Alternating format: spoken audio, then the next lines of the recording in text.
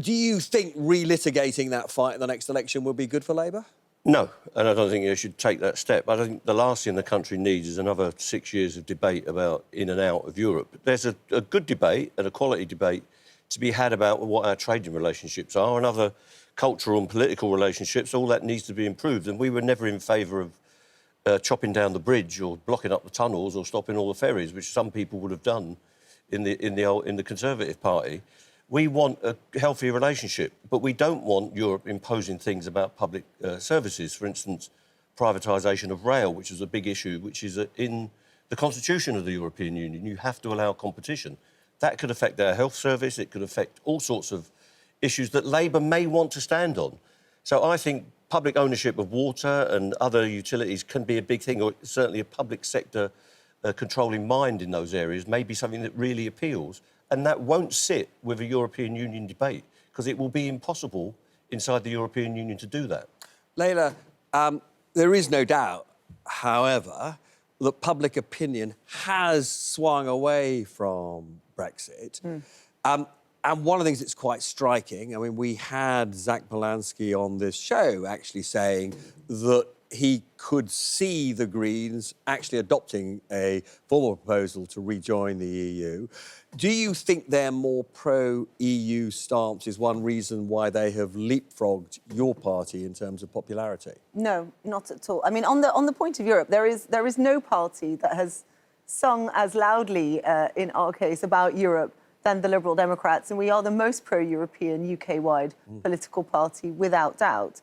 But to the, is this a relitigation? We've just discussed how the world is changing with Iran. We've just discussed the issues of our economy and how we're going to shift the dial on making the pound in people's pockets go further. I think it is absolutely right that we are having discussions about how do we improve our trading relationship with Europe. Now, remember... But would you personally want to go further than your current policy, which is basically just rejoining the customs union? What's your personal position? I want us to remember why the European Union was created in the first place. And it was never entirely about trade. It was about ending wars. It was about ending wars.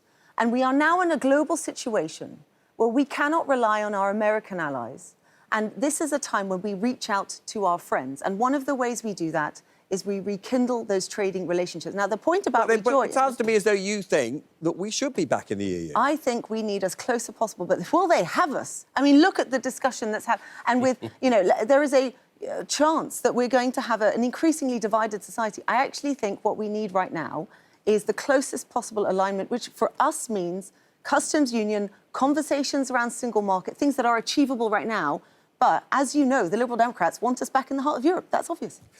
Maria, you presumably would love a general election fought on Brexit over again, wouldn't you? Not necessarily. I mean, we had a referendum, but it was never, most political parties have not honoured that referendum. Let's be honest, since the first 4 years after the referendum was Parliament arguing back and forth between, a Brexit deal. I remember the multiple votes we had in the House of Commons about, option A, B, C or D, instead of just honouring what people voted for. Labour in their manifesto at the last general election promised that they wouldn't rejoin the EU, promised they wouldn't reopen that Brexit debate. Although if debate. they go into the next election on a platform of rejoining, that would not break their manifesto. But they are trying to rejoin by the back door right now. All these negotiations that they're having is rejoining the EU by the back door. Is that how you see it, Mick? Is it back door? I don't think discussions on trade mean you're joining the EU. You're not taking the laws. You're not putting people in the European Parliament. You're not bound by every thought that comes out of Brussels. Well, trade means exchanges of goods and money. There has to be some quid pro quos. But it shouldn't be the case. We can get sensible relationships with our European friends, which is what they are, without having to go back into the European Union. We shouldn't be giving students from the EU a discounted rate on university fees when our own students in this country are struggling to pay those student loans. Yeah, well, who made them struggle? Well, that was the coalition government. It was before I was in Parliament. But my point being, let's sort out some of the domestic policies before trying to rejoin the EU and give them sweetness. I mean, look, the impact of... We've got to zoom out, guys. Zoom out. Like, we've got people on the breadline out there and we've got defence spending that all parties say that we need to increase. What is the one thing that is going to properly shift the dial on the economy? And it is a much closer than the Labour government has suggested. The circumstances since, forget 10 years ago in the Brexit referendum, the circumstances since the last election have changed. there is an argument for the Labour Party going much further, much faster. But I suppose the point I'd want to put to you, Mick, is if you know, there's the economics, right? And there's the kind of economic agenda you want to see. But in a world which is so dangerous and where we've got to essentially choose the allies we trust, presumably you would take the view that you have much more faith in our European neighbours than you do in Trump. Well, I'm an internationalist like most people on the left. We believe in treaties and peace. There's no reason why we can't get a sensible defence strategy, a sensible diplomatic strategy, because that's all gone out the window as well.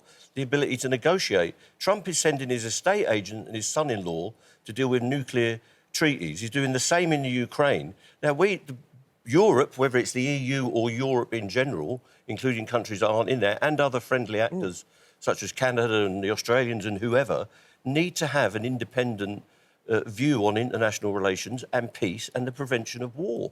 And we're not hearing that from anyone. People are watching people being incinerated and blown to pieces and worried about oil price rather than ending the war. That's what would solve the oil problem. I think we'd all want to end the war.